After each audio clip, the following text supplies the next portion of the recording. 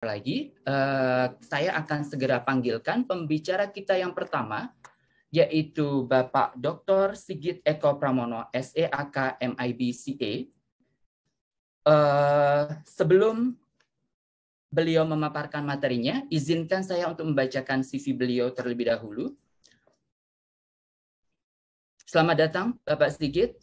Sehat ya, Bapak?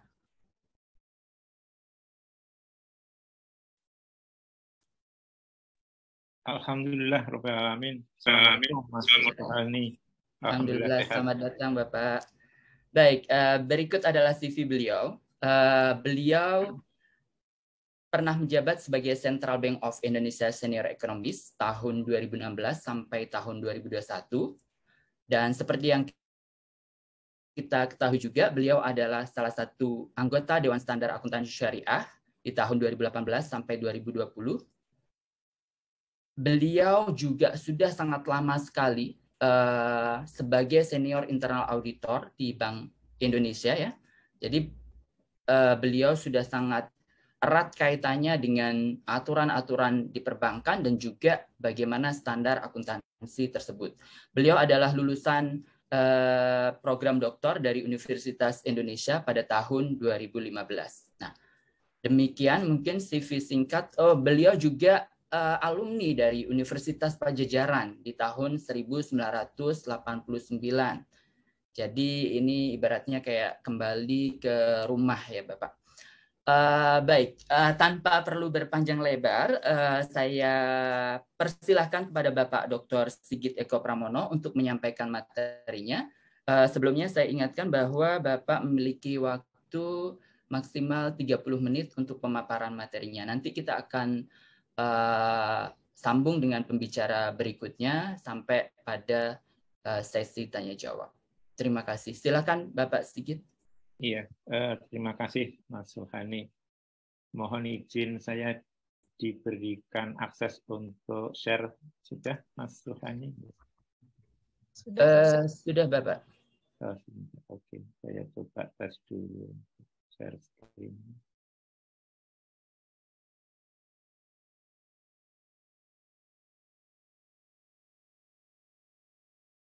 Apakah sudah terlihat di layar? Alhamdulillah Bapak, sudah.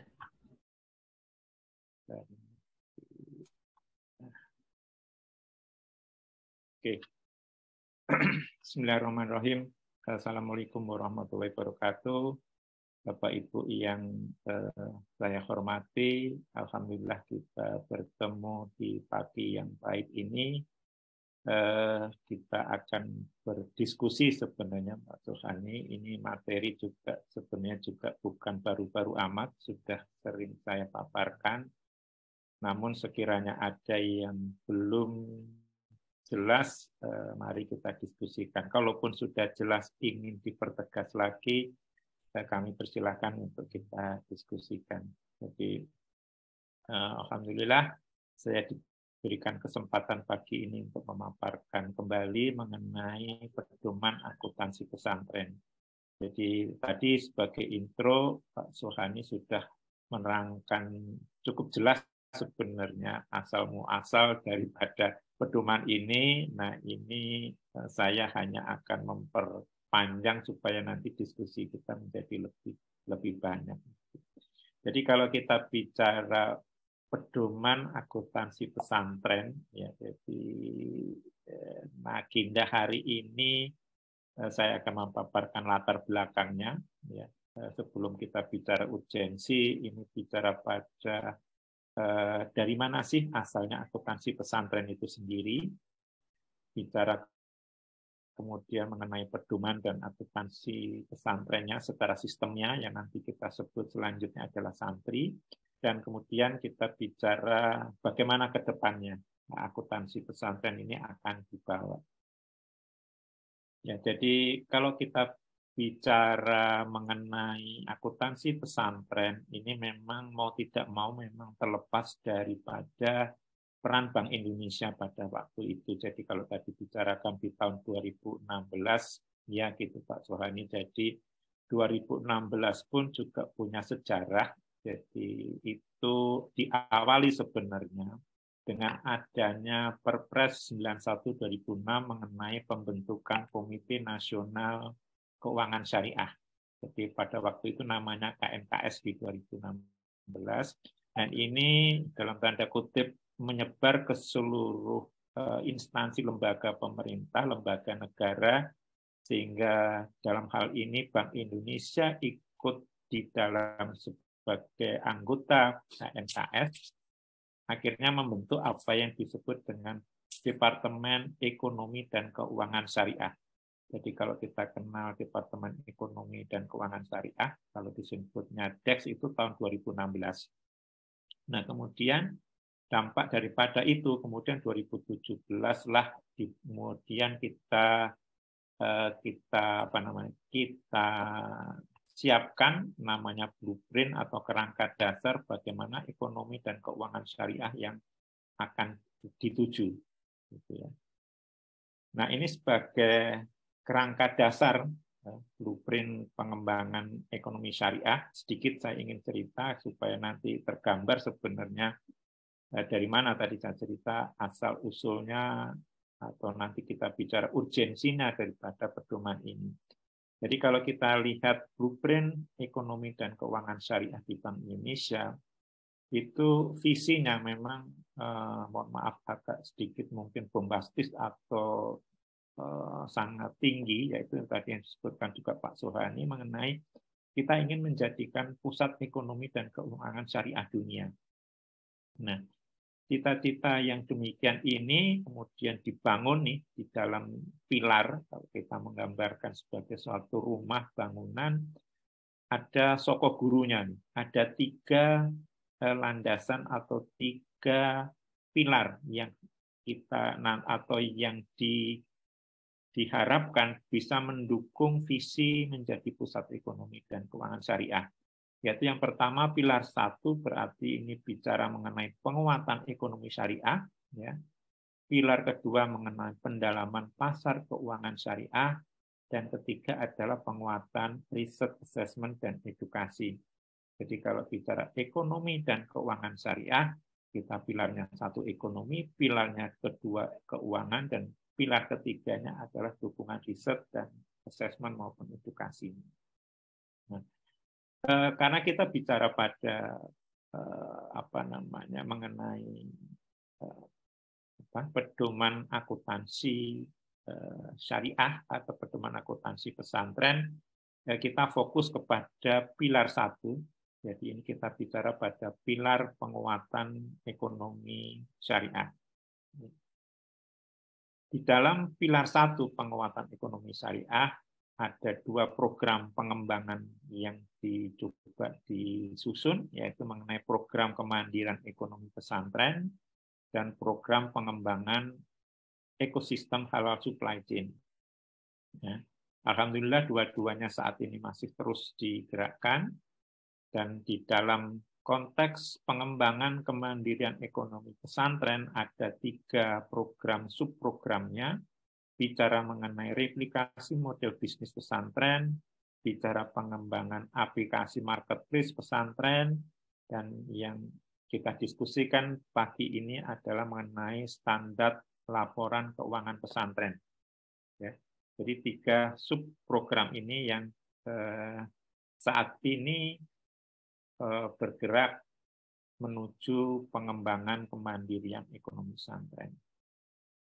Selanjutnya, bagaimana ide pengembangan pedoman akuntansi pesantren pada waktu itu, ya tahun 2017 kita di Bank Indonesia disusun, dengan dasar pemikiran kita bicarakan pada sisi ponpes-nya. Ponpes mungkin ada bermacam-macam, ada yang besar, ada yang kecil, ada yang kuat maupun ada yang lemah, mungkin bicara juga nanti ada pesantren juga mungkin berbeda-beda dalam tanda kutip pendekatannya. Nah, ini secara umum pada waktu itu dilihat bahwa ponpes ini mempunyai 3 kekuatan atau 3 dasar yang menjadi kegiatan utamanya. Bicara pertama adalah mengenai pendidikan. Ya. Kemudian juga sudah ada namanya sosial wakaf. Ya. Sosial ini wakafnya, dan kemudian bicara pada sisi usahanya. Dari ketiga kegiatan ini, ya terutama nanti SPP kalau memang kegiatan utama di Ponpes itu pendidikan, adanya SPP yang harus diterima dan dikelola oleh pondok. Lebih besar lagi kalau memang pondok itu punya kegiatan unit-unit usaha, baik kompontren maupun farming maupun KPIH dan sebagainya. Dan ini menghasilkan adanya sirkulasi keuangan yang cukup besar, ya, yang harus dikelola oleh pondok pesantren. Informasi yang keuangan ini mungkin berupa berapa sih sebenarnya total dana yang diterima Ponpes nih dari kegiatan pendidikan maupun dari unit usaha. Kemudian berapa total dana yang dikeluarkan, berapa total dana yang dikeluarkan untuk pesantren khusus SIS dan sebagainya. Ide inilah yang kemudian menginisiasi Bank Indonesia untuk mengembangkan atau membuatkan pedoman akuntansi pesantren. Karena merasa Bank Indonesia tidak dalam kompeten untuk membuat pedoman yang baik dan berstandar, makanya bekerja samalah dengan Ikatan Akuntan Indonesia IAI untuk membuat atau menyusun pedoman akuntansi pesantren. Alhamdulillah di tahun 2017 Bank Indonesia dan IAI telah menerbitkan buku pedoman akuntansi pesantren di 2017. Kemudian di tahun 2020 kemarin yang terakhir dilakukan penyesuaian karena ada beberapa standar yang dikeluarkan oleh IAI yang mengibatkan adanya bentuk laporan keuangan yang sedikit berbeda yang harus disesuaikan. Jadi 2017 sebagai edisi pertama, kemudian dilakukan penyesuaian di tahun 2020. Itu sejarah mengenai pedoman akuntansi pesantren. Nah, kemudian dengan mempertimbangkan aspek SDM, ya SDM di pondok yang memang mohon maaf dalam tanda kutip kurang memahami bagaimana akuntansi harus dicatat, harus dilaksanakan di dalam pondok. Makanya kemudian Bank Indonesia dan IAI pun menggandeng provider yang nanti Gamma Techno, yang nanti insya Allah kalau hari Jumat minggu depan itu nanti dilaksanakan pelatihan, nanti dari merekalah kita mencoba membuatkan sistem aplikasinya yang kita sebut Santri, yaitu singkatan Sistem Akuntansi Pesantren Indonesia. Apa yang diharapkan dari Santri ini adalah menghasilkan sistem akuntansi yang dapat mengelola transaksi keuangan dan informasi siswa pesantren. Jadi ini bicara dua hal, bicara sisi usaha dan bicara sisi administrasi siswa pesantrennya. Jadi dua hal itu yang dicoba dijadikan satu di dalam sistem aplikasi ini. Kemudian memudahkan proses kontrol transaksi keuangan dari sisi unit bisnis dan pembayaran biaya pendidikan santri. Kemudian mengembangkan alat bantu yang berupa sistem akuntansi yang membantu menyelesaikan masalah pengelolaan keuangan dan keempat menstabilkan persyaratan akuntansi agar sesuai dengan pedoman IAI. Bahwa sekarang ini mungkin juga banyak aplikasi-aplikasi akuntansi yang beredar, namun mohon maaf sekali lagi bahwa belum ada jaminan bahwa aplikasi tersebut sesuai dengan pedoman dari IAI atau tidak. Makanya dalam hal ini Bank Indonesia langsung merujuk kepada lembaga yang memang berhak menyusun pedoman, dalam hal ini IAI, untuk membuatkan pedoman dan sekaligus untuk membuatkan sistem akuntansinya. Nah, ini gambaran singkat sebagai latar belakang kenapa pedoman akuntansi tersebut ada. Nah, ini kita bicara kemudian bagaimana pedoman dan sistem akuntansi pesantren ini